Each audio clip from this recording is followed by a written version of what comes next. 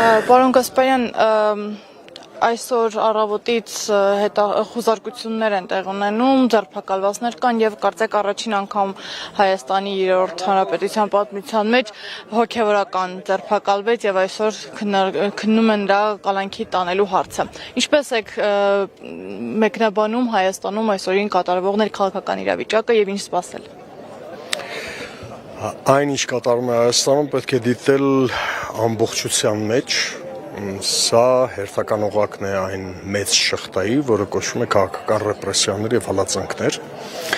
Հայաստանը վաղուց դուրս է եկել ժողովրդավարության միջավայրից եւ դրա հիմնական պատճառը 44-օրյա պատերազմից անմիջապես հետո Հայաստանի ժողովրդի, Արցախի եւ հայ ժողովրդի, Հայաստանի Հանրապետության, Արցախի եւ հայ ժողովրդի ազգային պետական շահերի հստակ ոտնահարումն է այս իշխանության գլխավորությամբ։ Հոգեվորական կլինի թե աշխարհիկ, ոչ մի նշանակություն չունի, որովհետեւ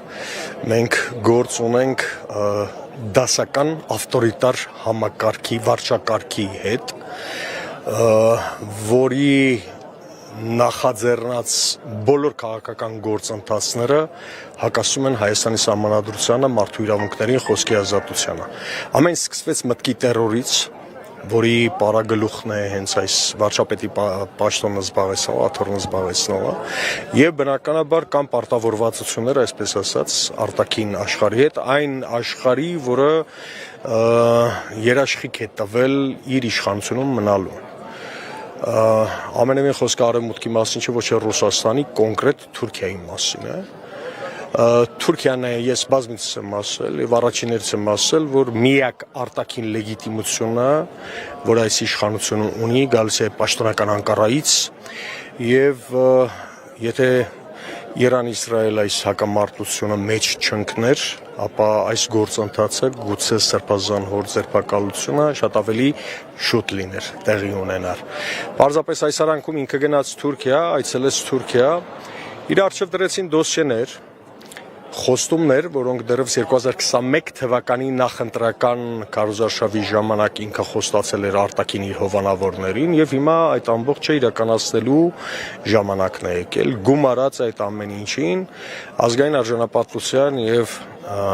հայկական արդարության գլխավոր ինստիտուտի ցավոք պետությունը այդ ինստիտուտը չէ, մեր քաղաքական համակարգի ի վիճակի չէ պաշտպանել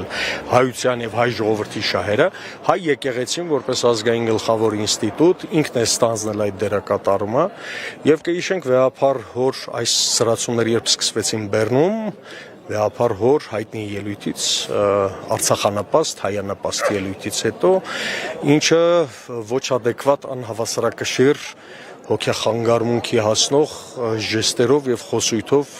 աչքի ընկավ այս անձնավորությունը։ Սա դրա տրամաբանական շարունակությունը եւ տանելու է մինչեւ վերջ բնականաբար, ունենալով լիաթոք լիարժեք աջակցություն Թուրքիայից աշխարհում չկա որևէ պետություն, որը շահագրգռված լինի Հայաստանի դիրքերի թուլացմամբ, սա շատ կարեւոր բան է։ Գեոպոլիտիկ իրողությունները պետք է մենք ճիշտ հասկանանք, ճիշտ վերլուծենք, ոչ արևմուտքին, ոչ Ռուսաստանին, ոչ Չինաստանին, ոչ Հնդկաստանին, ոչ մի պետության, Իրանին առավել եւս ձեռնտու չէ Հայաստան, թույլ Հայաստան ունենալ այս տարածաշրջանում, որովհետեւ ռազմավարական բալանսավորումների հարց է։ Այստեղ կա բացառապես երկու իշխանություն, Անկարայում եւ Երևանում, պաշտոնական իշխանությունները, որոնք պատկերացնում են, որ մեծ Թուրանի ճանապարհը պետք է հարթ լինի եւ այս իշխանությունը ամենահարմար իշխանությունն է այդ նպատակի իրականացման համար։ Այս դիտարկում եք որպես եկեղեցու դեմ պայքարի մի մաս, որովհետեւ առաջիկայում գործողություններ են սպասվում, իշխանության կողմից որ պետք է իրականացվի, նույնիսկ ծրագիրն է հրապարակված եւ նաեւ հակազդեցություն է կանխելու համար միջոցներ են ձեռնարկում ընդդիմությանը ձերբակալելով։ Այսինքն տեսնում եք կապը հենց եկեղեցու դեմ պայքարի պես միարժեք կա այդ կապը, բայց ես ուզում եմ մի փոքր փակագիծ բացել։ Այս խնդրին պետք է երկու առումով նայել եւ ներքին դաշտում եւ արտաքին դաշտում ինչ մեսեջինգ է գնում, ինչ ուղերձներ են գնում։ Այս սրբազան պայքարի կամ սրբազան շարժման ակտիվիստների նկատմամբ այս սանկցիաները, եթե կարելի է ասել, հիմնական մեսեջը արտաքին աշխարհին է ուղղված։ Հիմա ես առաջին անգամ մի հետաքրքիր բան կասեմ ձեզ, եթե ուսումնասիրեք նույն Թուրքիայում այն ինչ տեղի ունեցավ 2011-19 թվականներին, 20 թվականին, մոտ 1 տասնամյակ, այն labeling-ը կամ պիտակավորումը, որը անում է, ցանկացած իշխանություն այդ տեխնոլոգիան իրականացնում է, նույն իրականացվել է Թուրքիայում։ Խոսքը գյուլենական շարժմանն է վերաբերվում։ Հիմա իրենք փորձում են մարգինալացնել, մեկուսացնել ընդդիմադիր շարժումը, պիտակավորելով այսպես կոչված որպես տերորիստական, չգիտեմ ինչ, թեև եփացավիցի ծաղն անգամ կգա, այն մանկապարտեզի մակարդակի տեխնոլոգիաները, որ կիրառում են արհեստական բանականությունից սկսած, մինչև չմշկկված, չհղկված, անտակտ եւ բանի հետ որևէ կապ չունեցող տեքստեր։ Ես ձեզի դեպ մի բան ասեմ, որպես սրբազան հոր ընկեր եւ հոգեվոր զավակ, գիտեք Կիրանցում երբ այս ամեն ինչը սկսվեց, Կիրանցից երբ սկսվեց, մենք օրական քանի նմանատիպ թուղթ էինք ստանում։ Օրական երևի մի 100 հոգի նման ծրագիր բերում էր։ Հիմա կարող է նույն ԿՊ կոչեցյալ ոհմակը իր մտասևեռումների մեջ այսպես դրել եւ գրել է, ասել է, որ սա որպես հեղաշրջման, չգիտեմ, ծրագիր։ Հեղաշրջումը միշտ լինում է այստեղ, չի լինում թղթի վրա, սա էլ իգիտություն պարզապես։ Տեսեք, ներքին լսարանի առումով Նիկոլ Փաշինյանի սեղանին դրվում են բնականաբար բարբերաբար դրվում են սոցհարցումների եւ կառույցների անհատների հեղինակության անկման, տատանումների, մակընթացությունների վերաբերյալ տվյալներ։ Այս ջղագրգիռ պահվածքը, ոչ ադեկվատ շարժումները բացառապես խոսում են այն մասին, որ իր վարկանիշը շրշակից էլ ցածր է եւ ինքը 26 թվականին պատրաստվելու համար սեփական զոմբիլենդը մոբիլիզացնելու խնդիր ունի։ Ես նույնիսկ տեսեք այդ բառը չեմ ուզում գործածել, բայց քանի տեղ եկա, ասեմ, ինչ է նշանակում տերորիստական։ Սրանք այնքան կարճատես են, որ նույնիսկ չեն էլ պատկերացնում, որ Հայաստանը այդ եզրույթը պաշտոնական մակարդակով շրջանառելով հայտնվելու է միջազգային մարգինալացման այնպիսի պայմաններում, որ մենք դրա տակից, դրա հետևանքներից դուրս չենք գալու։ Տեսեք, հիմա ինքը այսպես ասում է, որ դուք պահում եք տերորիստական, այսպես ասած, խմբավորումներ, վաղ միսօր Ադրբեջանը ասելու է, դե տերորիստներն են ուզում գալ իշխանության։ Եվ աշխատանքը հակապիար մեզ հերիք չէ այդ 50 միլիարդ դոլարի 55-ի միջանցքի, չգիտեմ ինչի պահանջները ադրբեջանցիների այսպես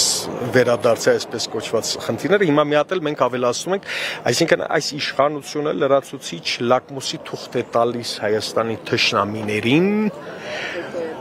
հետագայում, իհարկե, հետագայում լրացուցիչ ճնշումներ բանեցնելու եւ այդ ամբողջը որպես խաղաթղթեր հետագայում ընտրությունների ժամանակ օգտագործելու համար։ Մեդիայի մարդ եք, ձայնագրությունները, որոնք լսում եք, ինչ տպավորություն եք առհասարակ ստանում, մոնտաժված են, AI-ի սարքած են, ինչ եք կարծում։ Երևսիմե ջան, դուք 2.5 տասնամյակից ավելի մեդիայում եք եւ դուք շատ լավ պատկերացնում եք, շատ լավ գիտեք, որ մեդիայի հետ առնչվող պրոֆեսիոնալը ցանկացած կադր կամ ձայն, որ լսում է, ինքը կարող է ախտորոշել այդ ամբողջը։ Եվ ձայնի տեմբրի փոփոխությունը, միջավայրի հետնաձայնի, բեքգրաունդի ձայնի փոփոխությունը, տարբերությունը, խշշոցները, այդ ամբողջ շատ հանգիստ կարելի է արհեստական բանականության վաղուց անել։ Ընդհանուր մինչև արհեստական բանականություն, ես կարող եմ նույնիսկ ծրագրերի անուններ ասել, ինչով կարելի է այդ ամբողջը անել։ Այդտեղ ես որևէ խնդիր չեմ տեսնում, որովհետև դատարան իհարկե, եթե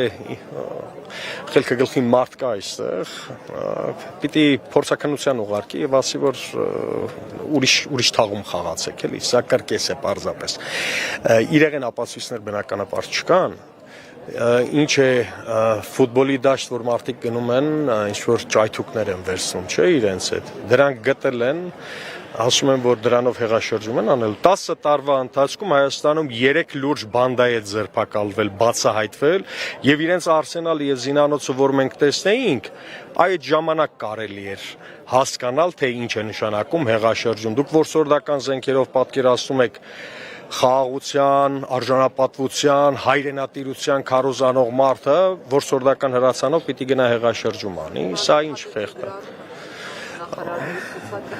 Գիտեք, այդ նախարարների ցուցակի վերաբերյալ մի հետաքրքիր բան ասեմ։ Դիմադրության շարժումից մինչև հայրենիքի փրկության շարժում, հակառակը մինչև սրբազան շարժում, հրապարակում ճեմող ցանկացած մարդու գրպանից կարելի էր գտնել 20 նմանատիպ ցուցակ, որտեղ իր հարազատներին պատկերացնում էր, չգիտեմ ինչ, նույնիսկ եղել է, որ ցույցերից մեկի ժամանակ ես միաժամանակ մի քանի էկոնոմիկայի նախարարի եմ հանդիպել ապագա։ Հիմա սրանք խեղկատակություն են, ուղղակի այստեղ զուտ PR-ի տեսանկյունից շատ կարևորը մենք խուսափենք եւ հորդորում եմ մեդիայի գործընկերներին, բոլորին աշխատել այդ եզրույթը, որը իրենք գործածում են եւ հիմա տիրաժավորում են տերորիստական, շատ չտիրաժավորել, որովհետեւ դա առաջին հերթին նախ ակնհայտ կեղծիք է սուտ է իմ փոքր 7-ամյա երեխային, եթե նման բան ասեմ, նույնիսկ կծիծաղի, որտեղ ինքը ավելի լուրջ շեղաշրջում կկարողանա անել, քան սրանց պատկերացրածը,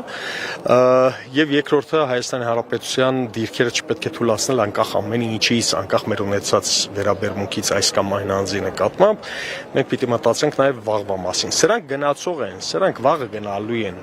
Եթե այսքան խոճապահար չլինեին, ցայտնոտի մեջ չլինեին, նման հիստերիկ շարժումներ եւ ապաքաղաքական տեխնոլոգիաներ չէին գործածի դա։ Բագրատ Սրբազանի հոգեզավակն եմ։ Նիկոլ Փաշինյանին տևական ժամանակ Լևոն Տեր-Պետրոսյանի հոգեզավակ էին համարում, բայց վերջին շրջանում մենք տեսանք, թե ինչ գրոհ է սկսել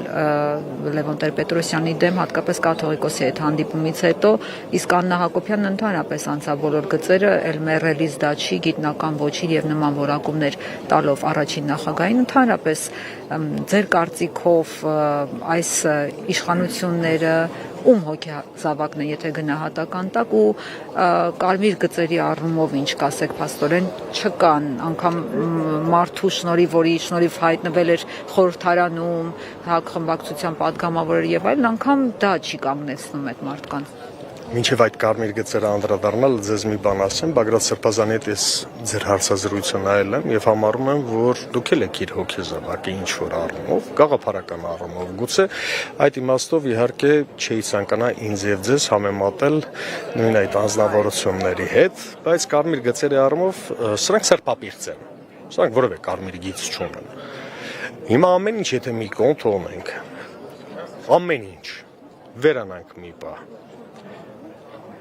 Ես ամեն օր 7-րդ աշխարհ եմ գնում գալիս այն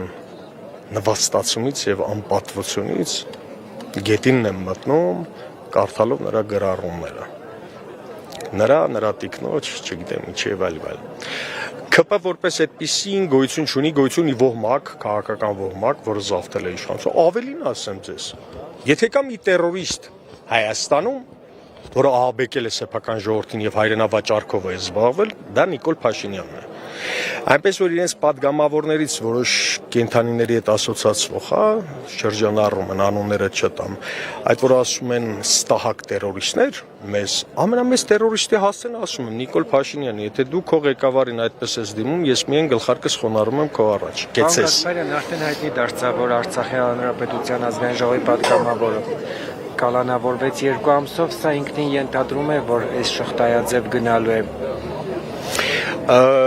Իհարկե շղթայաձև գնալու է, ես ավելին չեմ բացառում, որ ազգային արժանապատվությունը պահող քաղաքական ուժերը, կուսակցությունները, անձինք, անհատներ, հեղինակություններ լինելու են շղթայի հաջորդ օղակը։ Ինչու՞, որովհետև մի հետաքրքիր փաստել չմոռանանք, ազգային անվտանգության ծառայության պետի փոփոխությունը, ինչին հաջորդեց ոչ միայն հակափաշինյանական այսպես գործողությունները չզսպելու եւ այլն, այլ ակտիվորեն ամեն ինչ արեցին, որպեսզի Արցախի նախագահի ընտրությունը տապալվի։ Եվ հիմա Արցախի ընդհանրապես խորհրդարանի նախագահի պետական ինստիտուտների գործառնության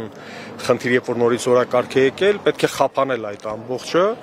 մտնել ընդհուպ Արցախի ազգային ժողովի խորհրդարանական խմբակցություններ եւ ես չեմ բացառում, որ հաջորդ Այսպես կալանավորվողները լինեն դարձյալ Արցախի տարբեր խորհրդարան տարբեր խմբակցություններից։